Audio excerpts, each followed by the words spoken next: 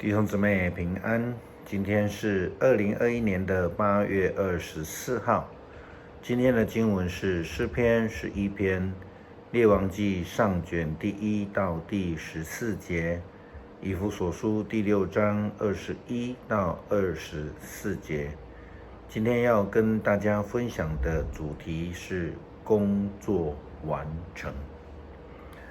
所罗门王建造圣殿非常辛苦，预备了非常多的材料，也当然经过一段时间，他费了许许多多贵重的建材，他完成了耶和华上帝的圣殿之建筑。我们这一阵子都有谈到所罗门王，还有所罗门王的智慧。前一阵子我们谈到他用上帝的智慧判断这个小孩子归谁的这个智慧。当然这个当中有很多人说，哎呦，那又不算什么，从现代的眼光啊，那是小 case 而已哈。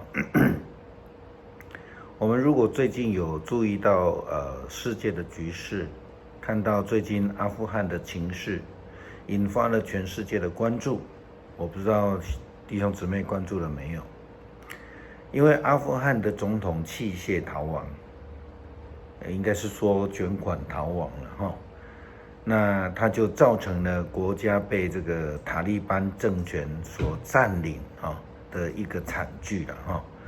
那当然也造成了所谓的逃亡潮。很多人分享一个在英国驻军的营区外面的一个影片。这个影片呢，看到几位这个妈妈将他们的婴孩放在头上，一直往前传，传到这个英国的驻军的手上。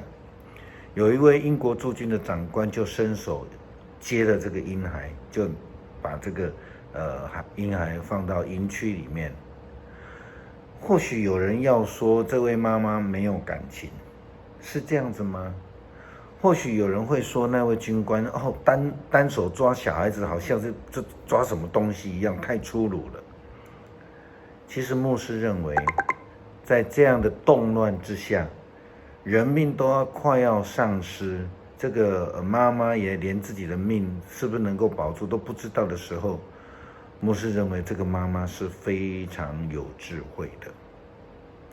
就如同在圣经里面我们看到那一位宁可放弃孩子的所有权，为了让孩子能够活下来那个妇女一样，他们都是看重生命，都是非常有智慧的。就连那一位军官，牧师认为他也值得赞赏的。若不是他愿意伸手来接这个婴孩，大概他的部下也没有人敢这样做。然而他却是因为看重生命的智者，他就把孩子的生命就接过去了。同样的，在圣殿的建筑上面，的确也是非常困难的一个过程。你要做一些抉择，你要做一些过程，要做一些这个决定。也正如我们昨天也谈到的，礼拜堂的建筑不是最重要的一件事情。怎么盖，用什么东西盖，要盖得多么堂皇富丽。其实最重要的事情是什么？圣殿建筑里面最重要的是生命。就像我们前面讲到，要有智慧看生命，也要有智慧看圣殿的建筑。圣殿的建筑其实就是人与上帝会遇的建立关系的一个地方，我们昨天有谈到了哈。也是人跟人用爱来建立彼此关系的一个地方。我们看到今天的经文描述的圣殿建筑的概况，非常严谨的，长、宽、高都有其规范规定非常严格。但是牧师认为，事实上并不是最重要的重点。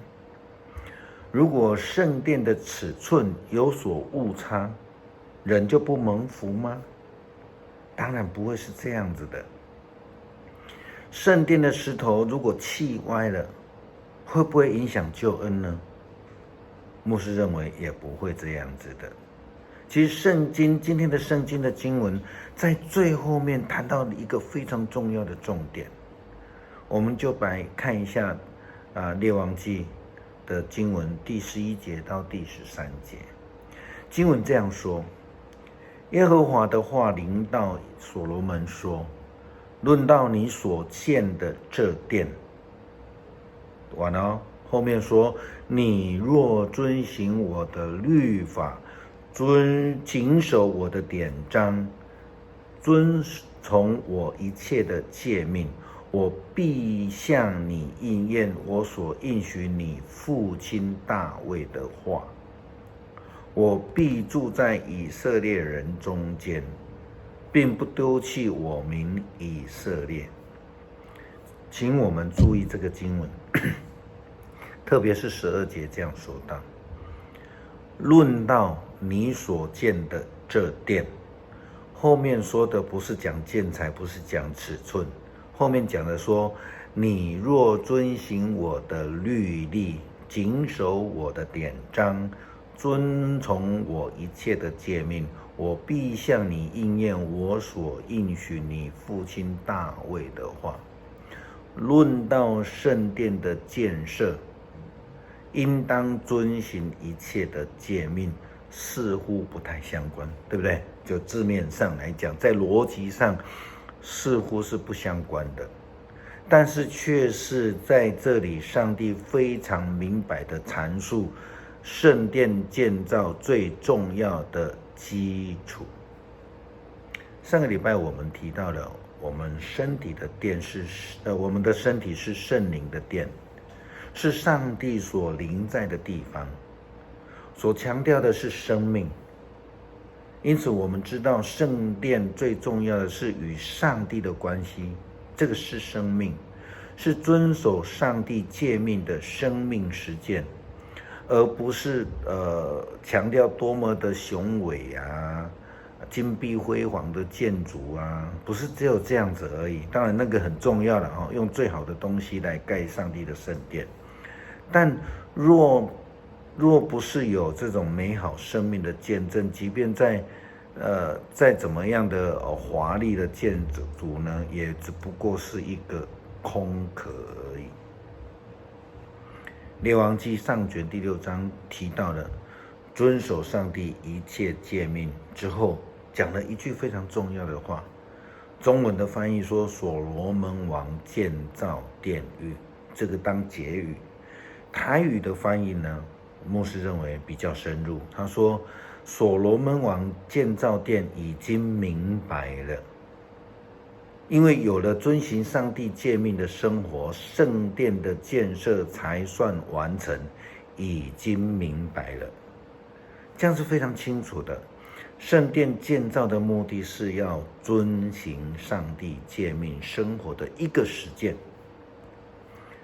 我们再看到新约保罗给以弗所教会基督徒最后的劝勉跟祝福的话，他提到，并愿所有诚心爱我们主耶稣基督的人都蒙恩惠。